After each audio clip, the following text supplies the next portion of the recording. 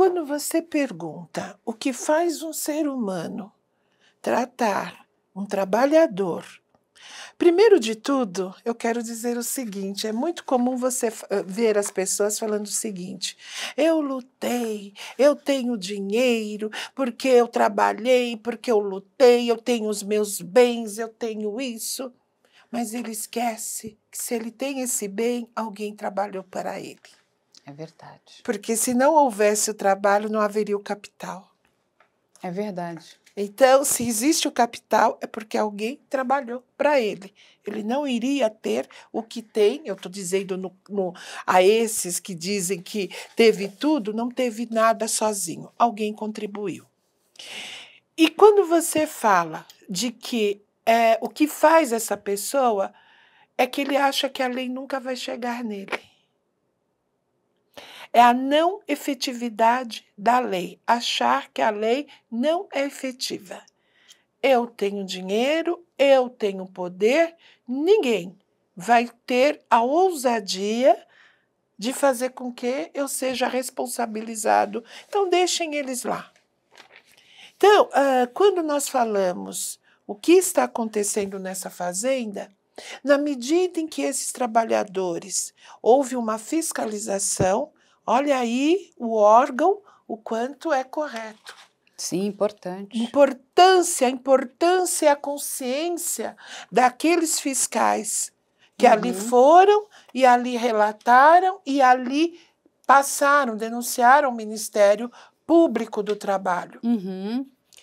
Essa família que ali estava, inclusive com um filho, né, menor de idade, eles, apesar de ter a liberdade de sair, de voltar, né, ou seja, não havia um cárcere, que isso poderia ser, sim, dito como trabalho análogo à escravidão, é um trabalho degradante, ao qual o Estado brasileiro é signatário de uma das convenções da OIT, da Organização Internacional do Trabalho, ao qual o Brasil reconhece, quer dizer, assinou a Declaração Universal dos Direitos Humanos, ainda que não tivesse assinado, é um documento eminentemente que nós falamos de usos e costumes, que cabe a todos analisarem e atuarem com a dignidade da pessoa humana, e aí também do trabalhador.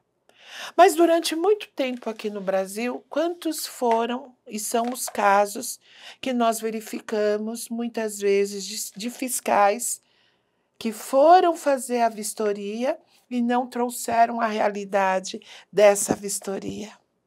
Quantos foram os fiscais que foram fazer vistoria e foram mortos? Está aí há uns anos atrás, 3 fiscais e um procurador de justiça foram mortos. Então, o que a gente vê não vai chegar até mim, não há problema. Eu tenho dinheiro. Eu tenho dinheiro. Compro. Eu compro. Agora, olha... Ou, ainda que não pense que vá comprar, aquela pessoa não tem o valor enquanto ser humano. Exatamente aquela isso. pessoa é diferente, eu sou diferente dele. Então, para que eu tenho que dar o melhor para ele? Nós temos uma questão histórica também, tudo a gente tem que falar lá atrás, né? A questão histórica também, o que não se verificou e se acertou na história, se repete. Quando nós não temos o conhecimento da história, se repete. Não é nada diferente do escravismo que tivemos. Como é que o Estado brasileiro foi o último a acabar, entre aspas, com a escravidão, mas manteve, de alguma forma, após o abolicionismo, porque essas pessoas continuaram nesse sistema. Em sua maioria, os escravizados, entre aspas, libertos, continuaram nesse sistema quando não houve políticas públicas de inclusão destes. Sim. E aí nós vamos fazendo com que haja um grande desenvolvimento e esse grupo de privilegiados, eles vão achar que sempre a lei não vai chegar neles. E aqui eu não estou falando do Leonardo, porque não falo do Leonardo. E aí eu tenho que trazer um outro ponto. Ele também poderia ser um desses trabalhadores, porque ele também trabalhou na agricultura. Mas nós temos um outro problema. O oprimido quando vira opressor. Exatamente, professora. O oprimido quando vira o opressor. Eu não tenho que ligar. Eu tenho. Ele sofreu, mas não tem os olhos para ver o sofrimento alheio. Não tem a Eu estou empatia. falando isso naquele que sofreu a opressão, seja em quaisquer aspectos. E esse que sofreu a opressão, que era o oprimido, ele passa a fazer as vezes do opressor. E tinha uma legislação que falava, se não tiver emprego, qual era a legislação vigente até a Constituição de 88, a lei da vadiagem. E para quem valia a lei da vadiagem?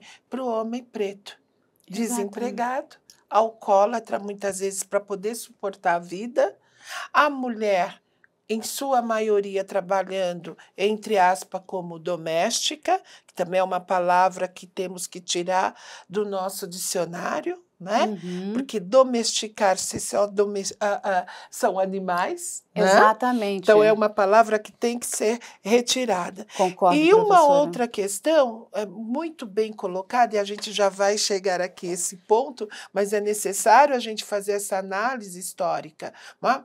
Quando se fala da lei do ventre livre, que aprendemos na escola, que era uma lei fantástica, maravilhosa, tal, foi a lei que mais desagregou famílias negras.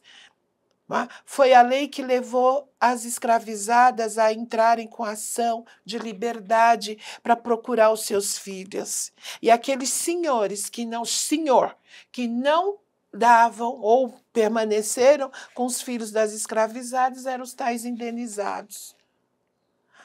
Quando nós vamos ter Rui Barbosa, ministro do Tesouro Nacional, que vem e diz, vamos pegar toda essa documentação e vamos incinerar para acabar com a coisa mais triste que houve no Brasil, que foi o escravismo ou a escravidão. Ele não acabou com a escravidão. E ele propositadamente fez isso para que eu, enquanto descendente lá dos meus ancestrais, não pudesse ir atrás das famílias que nos explorou. E pudéssemos hoje sermos indenizados. Então, acabar com os nossos documentos é acabar com a nossa história. O povo negro brasileiro, afro, não tem história nesse Brasil. Eu só antes de seguir queria fazer uma pequena correção. Corrija, professora. Sai no jornal que o Leonardo entra na lista, incluído, né, na lista suja. Do governo, pelo governo. Não é uma política de governo, é uma política de Estado. Não é esse governo. É do Estado. É do Estado. Porque quando a gente fala que é do governo, nós estamos colocando o dedo. Olha como esse governo é cruel. Para quem é fã do Leonardo. Olha como o governo, ou do agronegócio, olha como ele é cruel. Não é uma política do governo, é uma política do Estado. Essa lista ela existe desde 2004, então, né, doutora? Desde 2004, é uma política do Estado, em razão de quê?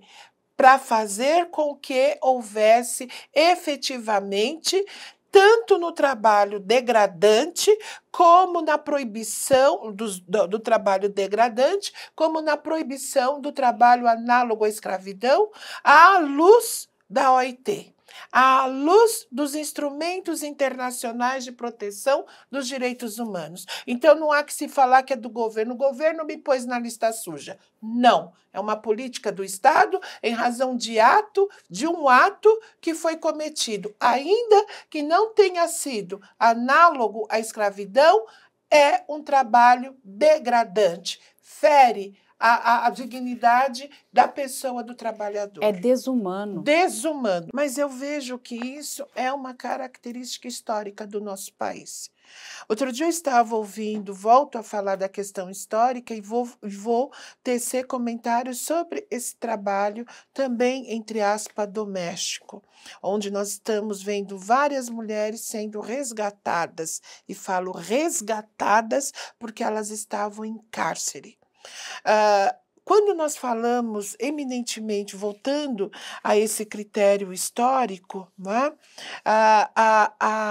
o privilégio daquele no escravismo, e que isso vai passar de vô para filho, de filho para neto, e se a gente for pensar que são 136,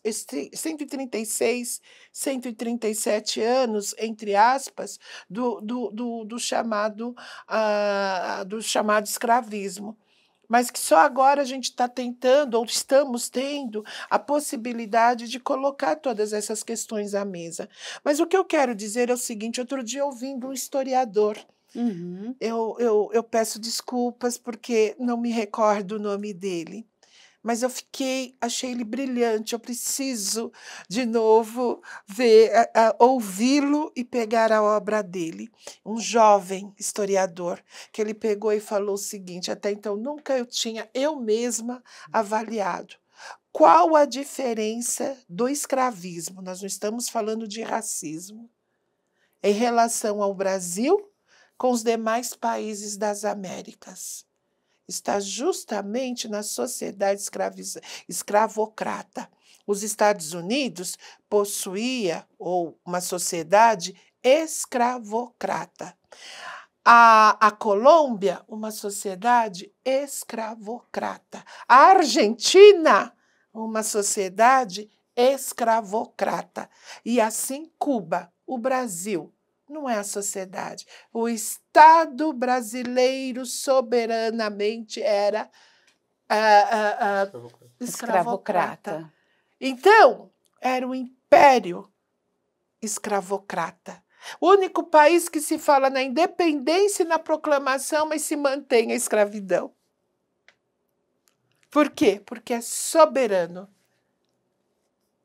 É soberano. Então, isso traz os efeitos hoje para muitos. A gente está vivendo isso. Isso! Porque, enfim, é uma questão de história. De história. E as pessoas, olha, mesmo essa família, ela não foi ela que foi lá denunciar. É que talvez para ela, por mais que doesse, ela dizia, mas é assim. Ela acredita. Ela acredita, era aquela época dos anos, eu era criança, eu contestava muito, quando eu ligava a televisão, que você nem nascido era, e também a Carla. Mas ligava a televisão, escutava, por exemplo, estava lá um jornalista no Agreste do Nordeste, onde as pessoas estavam sem água, e quando se pegava, nossa, o que acontece? Por que vocês... Porque Deus quer assim. Ele acredita nessa máxima. Lembra? Porque Deus quer assim. E aí, só falando... O sofrimento é divino. O sofrimento é divino. Deus quer assim. Hoje não fala assim mais. Hoje vem a teoria da prosperidade. Eu posso, eu tenho, não preciso mais do Estado, porque Deus me quer próspero. Se você não alcançar a prosperidade, você não soube orar. É verdade, então, professora. De um polo para o outro.